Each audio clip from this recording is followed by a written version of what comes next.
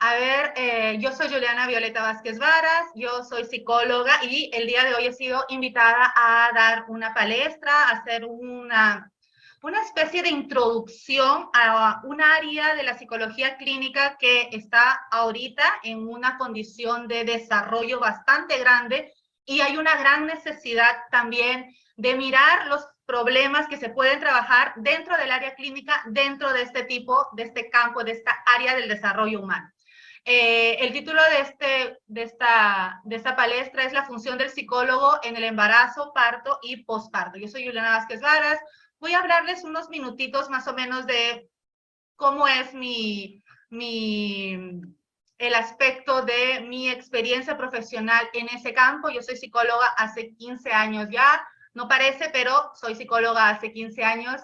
Yo trabajé durante muchos años en el área clínica y jurídica hasta que decidí venir a Brasil hace como ya unos 5 años y medio a hacer un doctorado en la Universidad Católica de Río de Janeiro, porque me interesé bastante por el hecho de la investigación y por el hecho de hacer investigación en un campo específico, que eran las motivaciones para tener y para no tener hijos. Entonces, desde hace ya 5 años y medio vengo investigando ese tema, aplicando lo que yo he investigado al área clínica, porque mi función ahora es el atendimiento, aparte de la investigación, de personas, y ustedes van a ver el amplio espacio que se tiene para intervenciones, para el aspecto de intervención, prevención en el área clínica, en el aspecto del embarazo, previo al embarazo y post-embarazo. Entonces, es un área bastante rica en posibilidades, así que si ustedes se animan a trabajar, a intervenir en esa área, yo creo que sería perfecto porque necesitamos más profesionales en ese campo.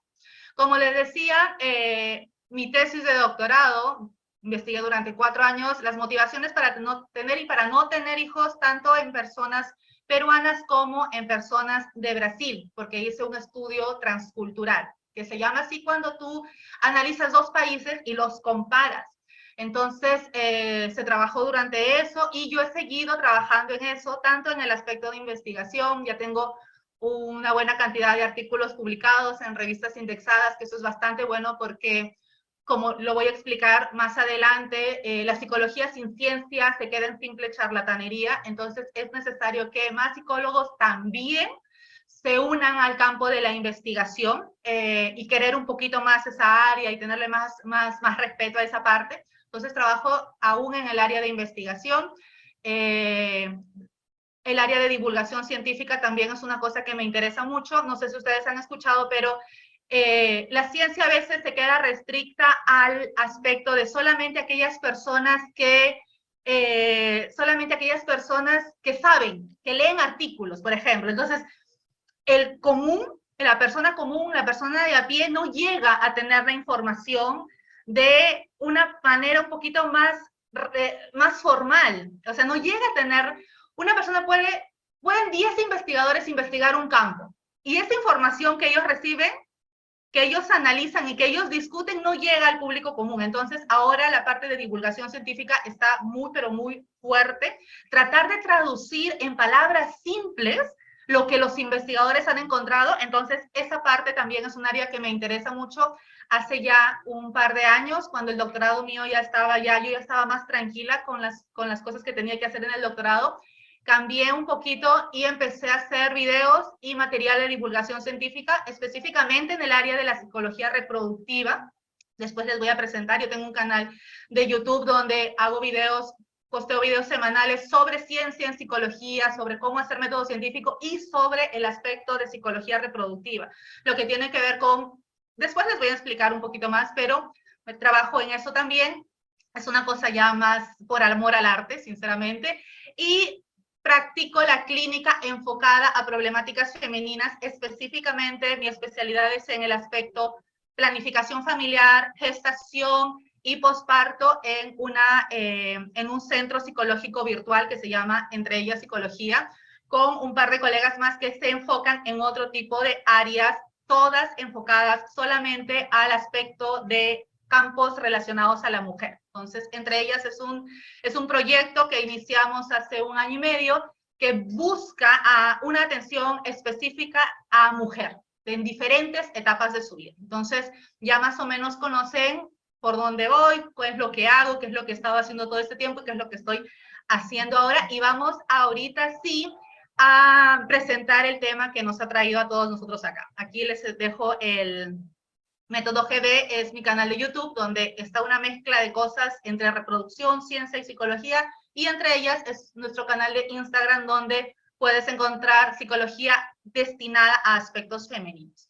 Y aquí, entonces, ustedes supongo que son estudiantes, algunos ya deben ser egresados, pero imagino que la mayoría es estudiante de psicología. No sé, podría levantarme la manito si es que alguno ya es psicólogo o egresado, que no me va a dejar mentir en ese sentido. Yo soy clínica. Yo desde el inicio de mis tiempos, yo entré a la psicología y me gustó el área clínica. No me sentí cómoda en educativa, no me sentí cómoda en organizacional, y mi corazón siempre ha sido clínico.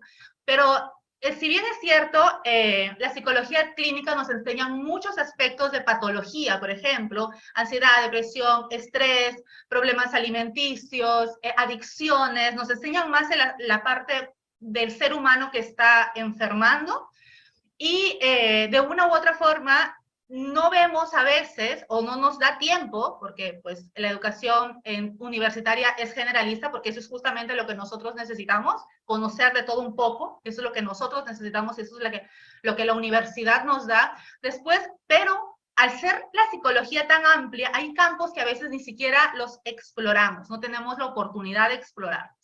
¿Ya? Y pues ya viene después esa información. Y en el campo específico de la psicología clínica también hay campos quizá no explorados.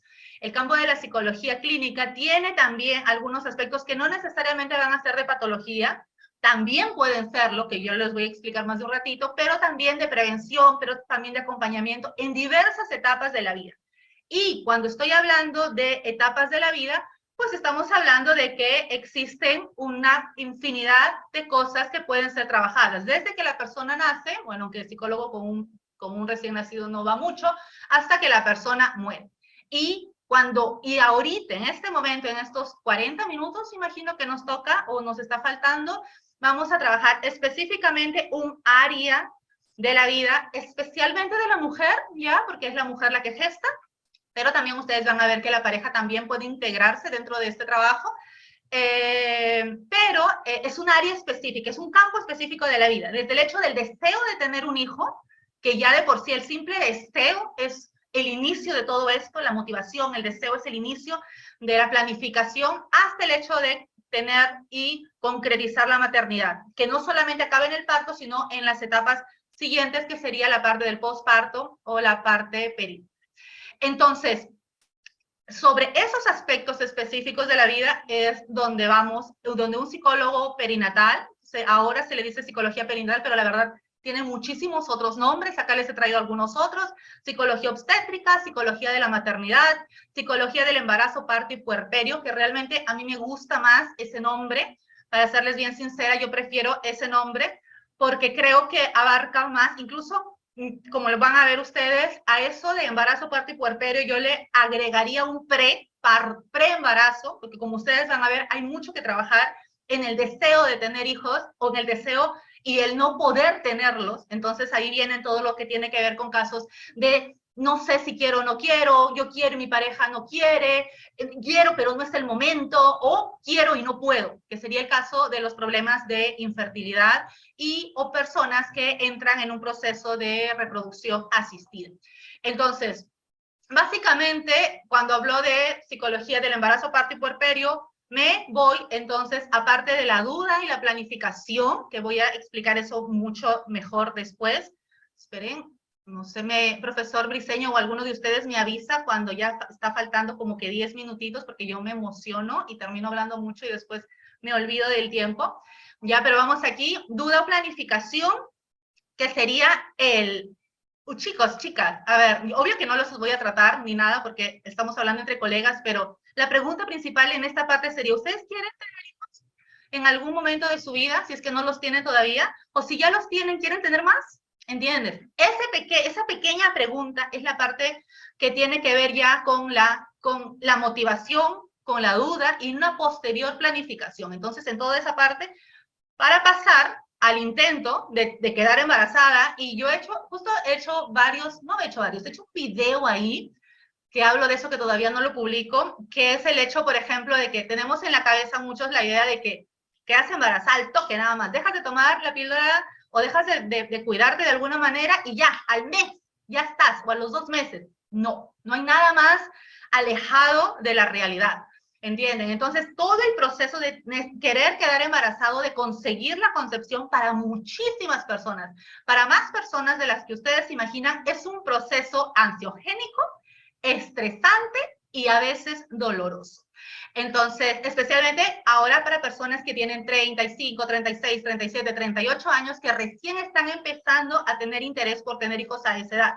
Porque si hablamos de 1950, las personas empezaban a tener hijos, qué sé yo, a los 20, a los 19, que es mucho más fácil que una persona quede embarazada a esa edad que cuando tiene 38. Entonces, y ahora, con todo esto de que se tienen aspiraciones profesionales, se tienen aspiraciones personales, la maternidad o el inicio de la maternidad se va trazando cada vez más y nos topamos con una realidad que es, no es tan fácil tener hijos, o voy a necesitar ayuda para tener hijos. Entonces, aquí varía, en este momento estoy hablando de la parte de los intentos, que hay un montón de información y de partes que se podrían trabajar acá. El embarazo mismo, que y esto lo vamos a hablar un poquito más a profundidad, pero el embarazo está lejos de ser la cosa maravillosa que se nos ha querido vender durante mucho tiempo. Ahora estamos en la onda de desromantizar la maternidad, Digo que ya porque, son niñitas.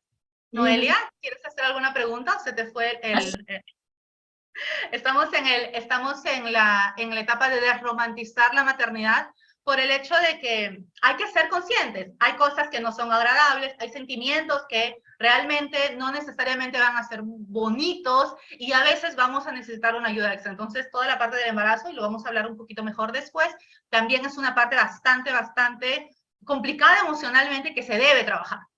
¿Ya? En algunos más que en otros, ¿ya? Lo más recomendable es que una mujer embarazada realmente tenga un acompañamiento psicológico durante todo su proceso, ¿ya? Porque hay sentimientos normales que vienen y a veces no necesariamente lo sabes gerenciar. Y otros casos sí es necesario un acompañamiento obligatorio, porque ya lo vamos a ver después. Hay casos excepcionales en los cuales sí es bueno estar con un acompañamiento casi semanal con la mujer, especialmente, por ejemplo, embarazos de riesgo o embarazos que han sido producto de fertilización in vitro o embarazos que han aparecido después de 2, 3, 4, 5 abortos. Entonces, imagínense la carga que se tiene en esos casos. O sea, cómo se vive el embarazo en una persona que ha tenido 3 abortos, por ejemplo. Entonces, ahí va. El parto, que también ya de por sí es también una cosa que puede generar en algunas mujeres, no en todas, porque yo he tenido pacientes en las cuales el parto ha sido una cosa muy deseada y otras que realmente de solo pensar en el parto se hiperventilaban, se ponían mal, porque se tenía mucho miedo en ese aspecto, la decisión de si iba a ser parto natural, parto por cesárea, y todas esas cosas, pues también son cosas importantes que trabajar. Y finalmente el puerperio, que es una etapa crítica. La mujer ya cambió totalmente el estatus, el bebé ya no está en su barriga y ya es la vida, se pone patas arriba. Y para serles bien sincera, esa es la parte donde la mujer tiene más problemas para recibir un acompañamiento psicológico, porque no le da el tiempo. Después, justamente algunas de las pacientes que yo tengo es en ese momento que lo necesitan más, pero que tienen menos tiempo para poder recibir atención. Entonces, nosotros como psicólogos tenemos que pensar en herramientas que las ayude a flexibilizar un poquito o a tener un poquito más de acceso a eso, porque decirle a una mujer que ha tenido un hijo hace un mes o hace 2 semanas, ¿sabe qué, señora? Su cita es el día martes a las 2 de la tarde y nos vemos por Zoom, en el caso mío que yo trabajo online. O bien usted al consultorio y su hijo recién ha nacido, ¿entienden? Entonces, probablemente esa mujer no va a estar en condiciones, así quiera o lo necesite, o sienta que está muy, pero muy angustiada, no va a poder hacerlo, ¿entienden? Entonces, ahí sí hay un pequeño problema que yo trato de solucionar con algunas estrategias, pero a veces pues es un poquito complicado. Entonces, ya les di una visión bastante general de que no solamente es la mujer embarazada, O sea, no es. Tenemos harto trabajo acá y es un campo para mí bastante interesante con bastante demanda. Vamos aquí. Justo les estaba hablando de que existe la romantización de la maternidad. Nos han vendido muchísimas veces el cuento de que el embarazo es lo más lindo del mundo. Las mujeres, las personas acá que tienen hijos, las que han gestado, no me van a dejar mentir, pues no es lo más bonito del mundo, tiene muchas cosas, muchos sentimientos, aspectos físicos y todo eso. Nos venden la idea de que también el parto va a ser lo más lindo y maravilloso, y no, existen muchas cosas que también pueden ser ansiogénicas, y después nos venden la idea de que el posparto también va a ser la cosa maravillosa. Entonces, a Dios gracias, muchas personas ya están trabajando en eso de desromantizar la maternidad. Así como trabajamos en desromantizar el amor, ¿entienden? Y dejar de decir cosas que terminan haciendo que creamos que el amor es de una forma que realmente no es. Lo mismo ocurre con la maternidad. Tenemos que caer y darle las palabras que merecen por una simple y sencilla razón. No es por maldad, es porque de esa manera las mujeres se van a sentir menos solas. Las mujeres van a sentir que se pueden quejar. Las mujeres van a sentir que tienen espacio para hablar. ¿Por qué? Porque imagínense, si yo tengo en la cabeza de que todo el mundo dice que la maternidad es linda, que la lactancia es maravillosa, que el bebé se acerca al pecho y ya está, todo fluye, es prácticamente natural, es tu instinto materno, y tú no consigues hacer eso, imagínate el grado de angustia que puedes tener. Y encima no lo puedes decir, no puedes decirlo, porque socialmente no está bien. ¿Entiendes? Socialmente no está bien. Entonces, eso libera a las mujeres de la carga de estar diciendo, está todo perfecto, es lo más lindo que he podido experimentar. Puede ser, tiene cosas lindas, claro que sí, pero también tiene cosas que es necesario cuidar para que nuestra salud mental esté bien cuidadita. Y aquí vamos aquí. Recuerden que yo les hablé que existía antes del embarazo toda una serie de cosas que se tienen que considerar. Y aquí entra planificación familiar. Y cuando hablamos de planificación familiar, siempre pensamos, vamos, ¿qué método anticonceptivo tomamos? Escojo la píldora, escojo, qué sé yo, escojo inyección de mes, inyección de 3 meses, escojo ponerme las barritas en los brazos, ya.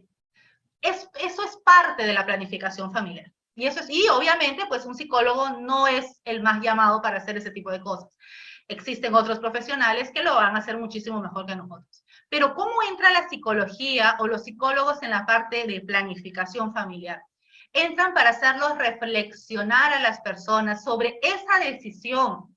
Y aquí es justamente lo que yo estudié en el doctorado. Es todo el proceso previo a decidir quedar embarazada. Todo lo que pasa por tu cabeza antes de que quedes embarazada. Y es todo un proceso muy interesante, que empieza, como aquí bien lo dice, con una motivación. Y la pregunta principal en ese sentido es, ¿ustedes quieren o no quieren tener hijos en algún momento de su vida? Es una respuesta, quiero, no quiero. Si dices quiero, tienes motivaciones positivas. Tú estás motivado a que en algún momento de tu vida la maternidad o la paternidad, en el caso de los chicos, sea una opción. Y si dices no, pues tienes motivaciones negativas por tus razones. Aquí no hay ninguna parte de juzgar en ese sentido, pero todo inicia con una motivación. Entonces, la mayoría de nosotros tenemos en nuestra cabecita eso. Sí quiero, no quiero. Eso no es inamovible, pero hay gente que ve el tener hijos de una manera más positiva. Ay, pero mira qué bonito, sentir la barriguita, verlos crecer, voy a tener quien me acompañe en mi vejez, qué sé yo, voy a tener alguien a quien enseñarle. Ve con ojos bonitos la maternidad o la paternidad, y hay gente que ve lo negativo. Ah, pero voy a perder libertad, voy a tener que trabajar muchísimo más, los hijos son un gran problema. Entonces, dependiendo de cómo es tu visión de la maternidad o de la paternidad, tus motivaciones se van hacia el lado de motivaciones positivas, si te gustaría, o motivaciones negativas, si le ves más cosas malas que buenas. Acá no hay correcto o incorrecto, pero el pensar en eso, el reflexionar sobre eso en una sala, en un consultorio con alguien, es bueno, porque tú dejas de ver como automático, ya, salí embarazada, no lo pensé, apareció. Dejas de ver eso como automático y empiezas a tomar un poquito más de claridad sobre cuál es el motivo por el cual tú quieres tener hijos o cuál es el motivo por el cual no los quieres tener. Y después, pasando de la motivación, empieza ya a gestarte un deseo. El deseo de tener o no tener hijos, el deseo de el número determinado de hijos que te gustaría tener. Y eso es una cosa de lo cual casi no se habla. ¿Por qué? Hay gente que quiere tener varios hijos, familias grandes. Hay gente que tiene ese deseo, no lo juzgo. Pero hay gente que dice, quiero solamente tener uno, o quiero tener la parejita, ¿entiendes? Pero para que tú consigas eso, por ejemplo, yo quiero tener una familia grande, quiero tener 3 hijos. Yo sé que la mayoría ya no piensa en eso, pero imagínense, yo quiero tener 3 hijos. Y yo tengo ahorita 38 años. ¿En qué universo yo voy a conseguir tener 3 hijos? O sea, ese deseo, ahorita, a mis 38 años, yo tengo 38 años, es imposible. Así, es muy difícil que yo consiga cumplir ese deseo. Entonces, si yo planifico, o yo pienso, o yo quiero tener una familia grande, pues lo más probable es que yo debí tener el primer hijo un poquito, ya debí tener el primer hijo.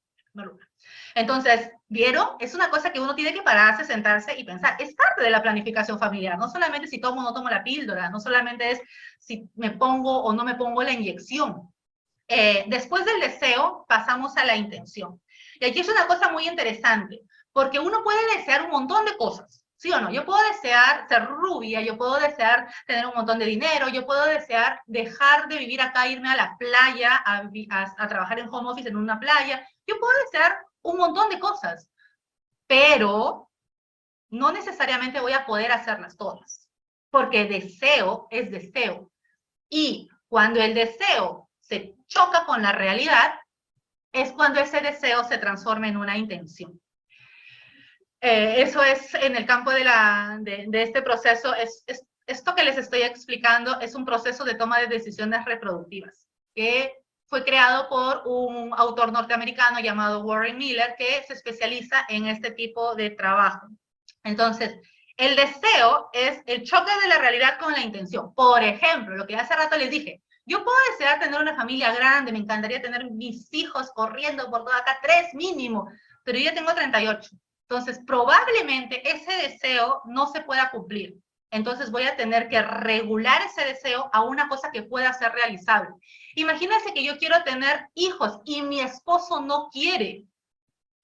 Ahí va a haber un problema y probablemente voy a tener que ver la forma de reajustar ese deseo. No digo que no lo tenga, pero ahí algún ajuste va a tener que haber. O imagínense que yo quiero tener hijos joven, quiero ser una mamá joven, ¿ya? Pero también quiero ser profesional, terminar la universidad, tener un buen trabajo, tener estabilidad económica. Deseos contra realidad. Y eso se trabaja, se sienta uno, y es un trabajo muy bonito, se sienta uno y conversa sobre ese tipo de cosas. ¿Qué quieres? ¿Qué puedes? Para que tus deseos se ajusten y la frustración sea menor. Y después de que ya tengo intenciones, porque es que, repito, las intenciones son deseos cacheteados por la realidad, tenemos ya la conducta pro concepción, o sea, ya, voy a dejar de cuidarme, o ya, voy a cuidarme hasta tal fecha, o me voy a cuidar más, si es que no quiero tener hijos, ¿entienden? Y aquí incluye un conjunto de conductas que pueden ir en 2 caminos, o hacia conseguir quedar embarazada, o hacia evitar quedar embarazada. Entonces, todo esto, por ejemplo, se trabaja con aquellas personas que están en lo que llamamos dudas reproductivas. Entonces, hay personas que tienen bastantes inquietudes en relación a eso, no saben si ya empezar o no empezar, entonces todas estas cosas que les estoy mencionando se trabajan y se conversan en la parte de planificación familiar enfocada, sí, en un enfoque más, enfocada no, dirigida a un enfoque más sistémico, más ecosistémico básicamente. Y algo que también nosotros trabajamos bastante es el hecho de que la reproducción y la decisión reproductiva no tiene ya que ser, se me chispoteó, ¿entiendes? Se me chispoteó, ahí voy a ver qué sucede, ahí voy a ver, no. La idea ya es que eso ya dejó de ser, se me chispoteó ya dejó para muchas personas de ser una cosa que se pueda considerar, la mayoría considerando que tiene proyectos de vida, proyectos profesionales, proyectos amorosos, proyectos personales.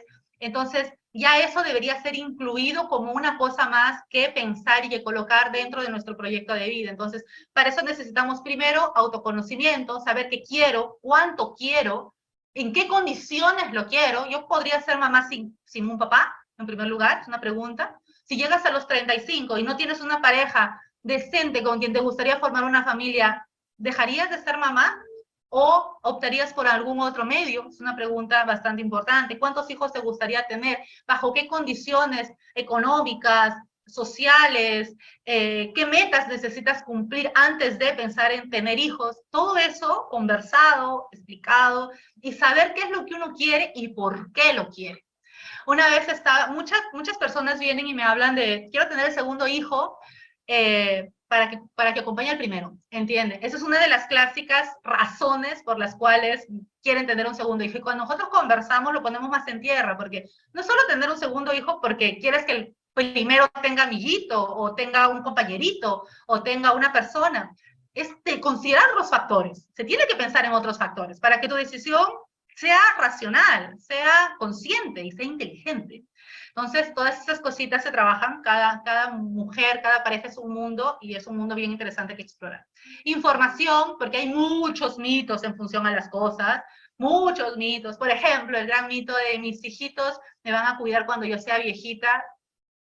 Si tú estás teniendo hijos porque quieres que te cuiden cuando seas viejita, hay una gran probabilidad de que sufras gran frustración porque quizá eso no se consiga, o yo quiero tener hijos porque pues me va a hacer feliz o me va a hacer realizar como persona. Entonces existen muchos mitos en función a la maternidad y a la función de los hijos que con información adecuada pueden ser tranquilamente derrumbados para que nuestra decisión sea un poquito más racional e inteligente, un planeamiento adecuado considerando varios factores, no solamente el factor económico, sino también el factor personal, los deseos que tú tienes y tus proyectos como persona, aparte del proyecto de maternidad, el análisis adecuado y pasar a la acción. Es lo que nosotros le llamamos de empoderamiento reproductivo. Tomar esa decisión que realmente es la decisión más grande de tu vida, estoy segura que lo es, en tus manos. Que no venga así por venir, o por lo menos el segundo, o el tercero, o el que quieras, que lo cojas en tus manos y no sea simplemente, pues llegó y ya está. Acá hay un dato bastante interesante que les quise traer. Según la Organización Mundial de la Salud, de entre todas las fases consideradas críticas por las que puede pasar una mujer durante su ciclo de vida, ¿sabes qué? Existe un ciclo de vida, pero hay fases que son más complicadas en la vida de una mujer. ¿Y cuáles son? La pubertad. Bueno, en hombres y mujeres, la verdad, la pubertad es crítico. El periodo perinatal, que es justamente después, bueno, cuando estás embarazada, cuando das a luz y los meses posteriores a que tu hijo ya nació.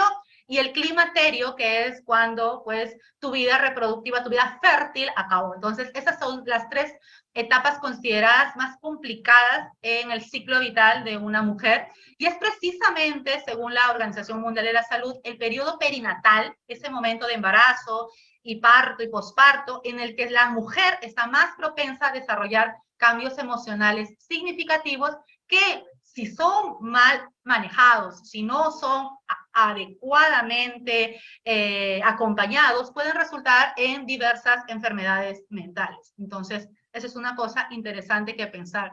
¿Y por qué la maternidad y la parte perinatal es una cosa tan importante que ser considerada? Primero porque existen cambios físicos radicales, así, y no toda la gente y no todas las mujeres reaccionan de la misma manera a los cambios físicos que ocurren en su cuerpo.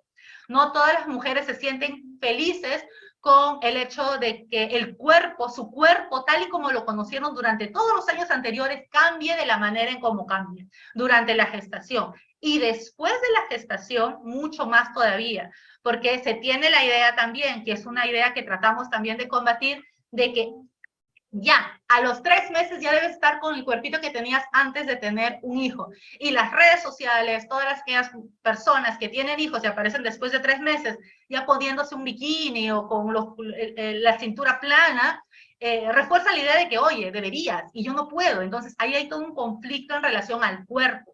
Que tanto nosotras nos sentimos cómodas con los cambios que hemos tenido y con el cuerpo que vamos a tener que experimentar posterior a un parto. Entonces es una cosa interesante en el que trabajar. Algunas personas lo llevan bien, otras no lo llevan tan bien, y no tiene nada de malo en ese sentido. No tiene nada de malo que una mujer se sienta un poco mal con su cuerpo después de eso y lo diga abiertamente. Necesitamos naturalizar ese sentimiento. Alteraciones hormonales, porque ustedes saben que las hormonas se ponen en modo maternidad, y esas alteraciones hormonales tienden a afectar el aspecto emocional.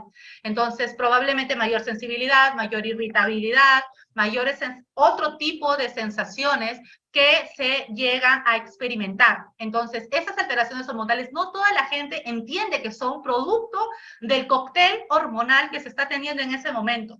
Y es necesario que en esa parte algunas cosas lleguen a naturalizarse, porque es lo que va a ocurrir. Limitaciones en el aspecto físico, hay cosas que no vas a poder hacer y no a toda la gente le gusta eso. Una persona súper activa, por ejemplo, que está acostumbrada a ir y venir, a hacer muchas cosas, va a tener que dar una parada durante el embarazo, y eso no necesariamente la va a hacer sentir cómoda. Yo tenía una paciente que era jueza y estaba muy acostumbrada a todo ese movimiento de expedientes, de ir, venir, ir al juzgado, y cuando salió embarazada de su segundo hijo, pues le chocó, porque prácticamente, a pesar de que ella tenía muchas ganas de hacerlo, el cuerpo la mandaba a dormir. Entonces ella tenía un gran conflicto, se sentía una ociosa, se sentía una mujer poco productiva. Y es el trabajar el proceso de tu cuerpo te está pidiendo algo, hazle caso, párale una bajadita y tratar de trabajar esos pensamientos irracionales que vienen en función a esas limitaciones obvias que vas a tener conforme el embarazo o el posterior al embarazo vayan apareciendo. El ideal del embarazo feliz, ¿ya? Y acá hay muchos ideales en función a cómo va a ser, cómo te vas a sentir. No es tan bonito como nos lo han vendido durante muchísimos años. Por ejemplo, y voy a hablar de esto un poquito más después, la parte de la lactancia ya se está viendo como una cosa que es necesario dejar de romantizar la lactancia. No es una experiencia agradable para muchas mujeres, es una experiencia de frustración y generación de ansiedad muy grande para muchas mujeres. Entonces, no es así, que el bebé lo pones al lado y ya está, agarró y todo va a ser feliz. No, hay muchas cosas que se tienen que considerar, y es bueno que también la mujer sienta esa apertura. Incertidumbre de cómo va a ser mi nueva vida, cómo voy a poder organizarme, cómo va a ser el parto, es una de las incertidumbres más grandes. Mi hijo va a salir bien, mi hijo va a estar sano, mi hijo va a nacer adecuadamente. Entonces, todas esas dudas, incertidumbres, sabe que el ser humano no está hecho para vivir en incertidumbre. O sea, la incertidumbre lo destruye emocionalmente a un ser humano. Siempre es así. Y el ser humano está casi siempre, le gusta la certeza. Y el embarazo es un periodo de incertidumbre. Es un periodo de incertidumbre. No sabes muchísimas cosas y tienes que dejarlo fluir, y no a toda la gente pues le va bien con este tipo de interacción. Antecedentes psiquiátricos o psicológicos, y aquí sí, una persona que ya tiene antecedentes de depresión, de ansiedad, por ejemplo, un antecedente de problemas de trastornos alimenticios o un antecedente de dependencia de algún tipo de sustancias en el embarazo, esa persona necesita acompañamiento. Necesita acompañamiento, porque ya tiene ahí una predisposición, y le vamos a sumar al caos que tenía antes el temblor del embarazo, y eso ya de por sí obviamente va a acabar pudiendo generar otros cuadros un poquito peores. Entonces, el antecedente y la parte de ambivalencia emocional, porque a pesar de que así el hijo sea el más deseado del mundo, yo lo deseé, lo busqué por durante tantos años, mi hijo, no necesariamente siempre va a ser sentimiento positivo, porque nace el hijo y nace una nueva versión de ti, ¿entiendes? Y a veces el aceptar esa nueva versión de ti es una cosa que es todo un duelo específico que se tiene que trabajar. Entonces, a veces quiero y no quiero, estoy contenta, pero a la vez estoy triste, estoy ansiosa, pero ya quiero que nazca, pero a la vez no quiero, ¿entiendes? Toda esa ambivalencia que se puede generar, y obviamente las particularidades que ya son cosas específicas de cada persona, de cada mujer y de cada familia. Ese es un trabajo, un pequeño gráfico que saqué de un informe sobre estrategias para para ayudar a mejorar la salud mental en mujeres que están en el periodo de parto y posparto, y justamente mencionaba que todos estos eran considerados los factores de riesgo para que la persona pueda desarrollar algún problema de salud mental durante el embarazo y posterior al embarazo. Embarazos adolescentes, dificultades de gestaciones, imagínense, abortos o personas que han tenido embarazos anteriores sumamente complicados, alto riesgo, entonces el segundo embarazo probablemente va a ser sumamente ansiogénico, personas pobres con bajos recursos económicos, personas con algún tipo de discriminación relacionadas al género, y acá estamos hablando de padres de familias homoparentales, personas que tienen problemas de desnutrición, ya también probablemente pueden desarrollar algún tipo de problema relacionado a la salud mental durante el parto y el posparto, bajo nivel educativo, posibilidades educativas bajas, problemas psíquicos o condiciones psíquicas que ya lo mencioné hace rato, accidentes naturales que pues políticos también hasta podría ser, ¿no? Violencia, una gravidez, un embarazo, gravidez, estoy hablando en portugués, un embarazo no deseado, imagínense eso, no lo deseaba, no lo quería y está, y decido continuar. ¿Cómo se trabaja esa parte emocional? Dificultades de fertilidad, mucha gente que tiene durante años lucha contra dificultades de fertilidad y logra salir embarazada, ese embarazo, a pesar de que es sumamente deseado, es sumamente ansiogénico porque existe siempre la idea de que puede algo salir mal, abuso de sustancias, entre otro tipo de cosas. Y aquí, en general, una de las cosas que más se ve en el aspecto de, en este momento del embarazo y posparto, es angustia, ansiedad, muchas veces problemas de depresión, que acá también ya voy a hablar, no solamente existe la depresión posparto, sino gestantes deprimidas, ya que a veces uno ni siquiera lo ve. Recién cuando están en depresión postparto conseguimos diagnosticarlas porque llegan súper tarde, problemas de autoestima, como ya les dije, relacionadas al cuerpo, relacionados a lo que yo quiero para mí, cómo me estoy viendo, qué es lo que estoy haciendo con mi vida, quejas somáticas y a lo de también a veces nos olvidamos probablemente problemas de pareja. Existen estadísticas que mencionan que el embarazo es considerado una crisis matrimonial. Hay parejas, regularmente las parejas que han estado consolidadas antes de ese embarazo, que estaban llevando una relación buena, una relación adecuada, tienden a continuar con eso cuando la pareja está esperando un hijo. Pero parejas que ya se llevaban mal, estaban súper distanciadas, había crisis matrimonial, regularmente el embarazo no ayuda a que las cosas se solucionen y muchas veces termina alejando aún más la relación de pareja. Entonces, ese mito de que voy a tener un hijo para que mi matrimonio se salve, no es cierto. La ciencia lo demuestra. No es relación entre tener un hijo y que tu matrimonio mejore, ¿ya? Eso es una cosa bastante interesante que mencionar. 5 minutos me está hablando el profesor Briceño que ya tenemos que terminar. Entonces, chicos, lo importante de un psicólogo perinatal es que va a ver y cuidar las necesidades afectivas y emocionales de esa mujer y probablemente también de la pareja. En la duda y planificación existe la preparación para el parto, la planificación familiar. En los intentos, acá existe protocolos para asistencia en casos de infertilidad, casos de abortos espontáneos, casos de fertilización asistida, todos esos casos es necesario que la mujer reciba un acompañamiento psicológico durante todo ese proceso.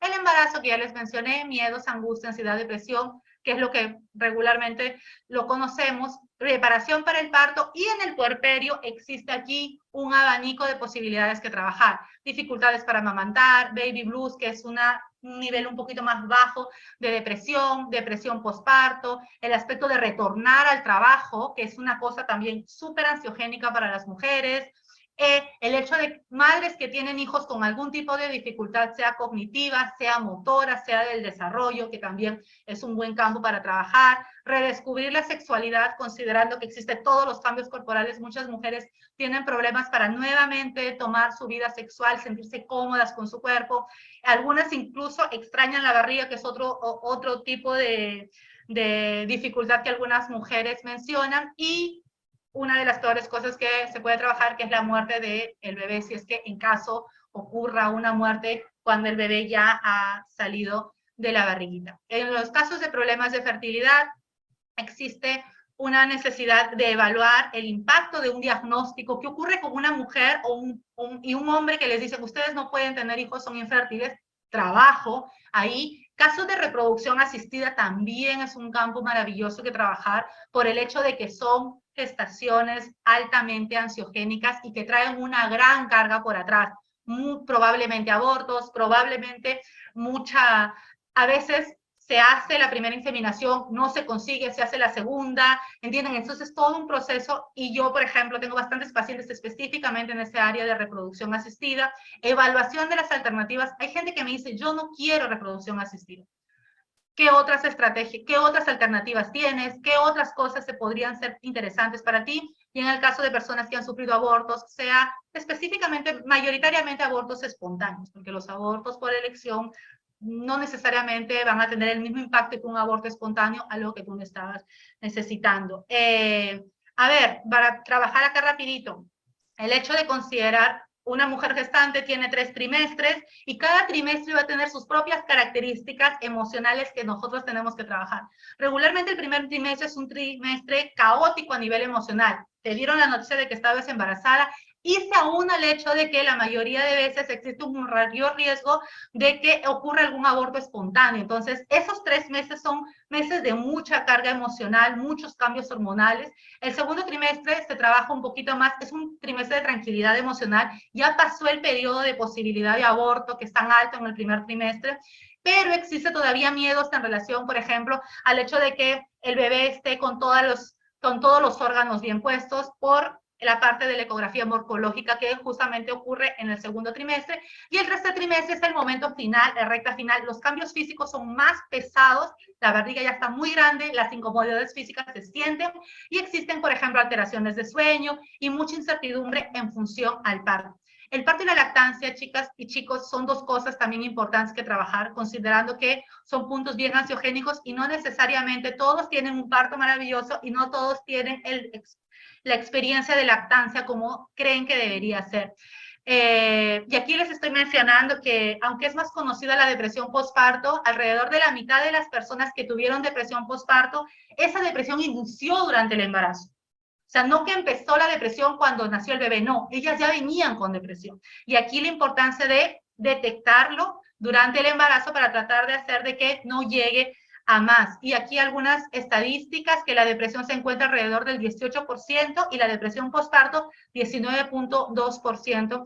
Y 1 de cada 5 mujeres padece depresión durante el embarazo y postparto. Y la mayoría no recibe atención médica. Ya finalizo diciendo que no todas las mujeres viven el embarazo de la misma manera. Hay casos y casos dependiendo de la condición del embarazo, la condición de la salud física y emocional de la mamá, la edad. Es diferente ser una mamá o empezar a querer tener hijos a los 20 que a los 38. La situación sentimental, se lleva bien con tu pareja, tienes una red de apoyo, tu familia está alrededor. La parte laboral, tienes condiciones, qué es lo que va a suceder contigo después, perspectivas laborales económicas y el factor psicológico, cómo has estado tú emocionalmente antes del embarazo. Bueno, aquí como les estaba mencionando, yo tengo un canal en el cual yo toco diversos temas relacionados a eso, entonces por acá les hice unos prints de algunos temas que ya están publicados, motivos para no tener hijos, qué ocurre cuando tu pareja quiere y tú no quieres tener el hijo, cómo puedes enfocar la visión de tener un segundo hijo y varios otros temas que ya he ido engordando el canal hace bastante tiempo, así que los invito a que se vayan por ahí, se den una pasadita si es que están interesados en este tipo de problemáticas. Bueno, profesor, espero que no me haya pasado demasiado. Muchísimas gracias.